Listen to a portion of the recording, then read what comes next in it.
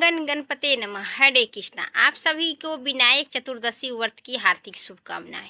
आज आषाढ़ मास शुक्ल पक्ष की चतुर्दशी तिथि को विनायक चतुर्थी के नाम से जानी जाती है। इस दिन विघ्नहर्ता भगवान गणेश जी की पूजा अर्चना की जाती है। आज साल 2026 में 17 जुलाई 2026 को पड़ने वाली आषाढ़ मास विनायक चतुर्थी, जिन्हें अनिरुद्ध विनायक चतुर्थी के लिए भी कहा जाता है, इसका सबसे उत्तम समय आज मध्य सुबह दोपहर में 11:05 से लेकर दोपहर 1:50 तक आप विनायक चतुर्थी व्रत की पूजा करेंगे। कुल अवधि 2 घंटा 45 मिनट है।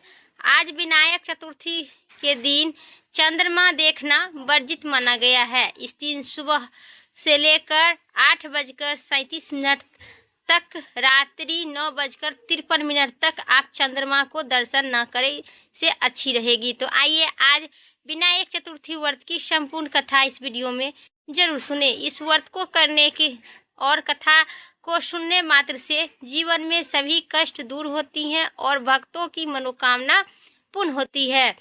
श्री गणेश चतुर्थी व्रत कथा। पौराणिक कथा के अनुसार एक बार भगवान शिव तथा माता पार्वती नर्मदा नदी के किनारे बैठे थे। वहां माता पार्वती ने भगवान शिव के सामने व्यतीत करने के लिए चौपर खेलने का कहे। शिव चौपर खेलने के लिए तैयार हो गए, परंतु इन खेल में हार जीत का फैसला कौन करेगा, यह प्रश्न उनके समक्ष उठा।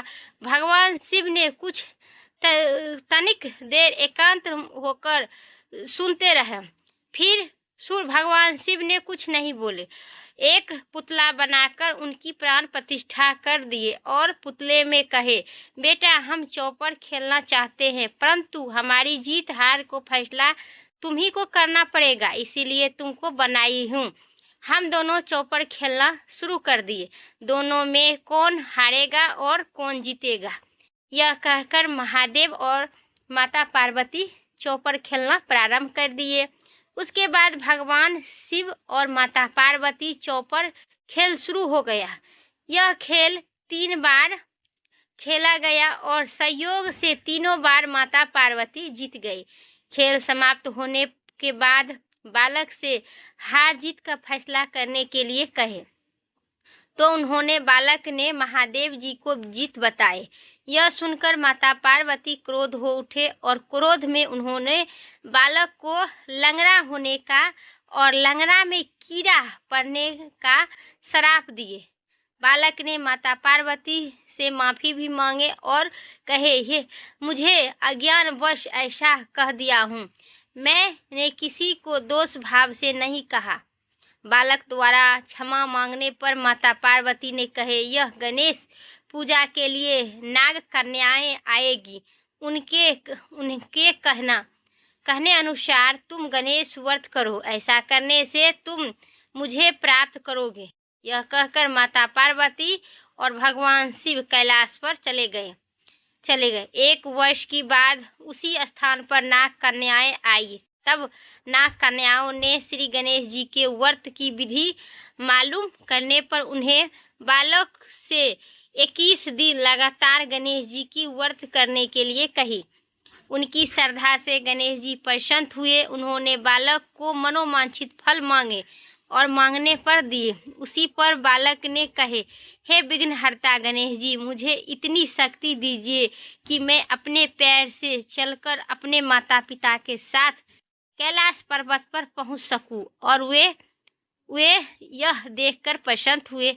तब बालक को वरदान देकर श्री गणेश जी अंतर ध्यान हो गए।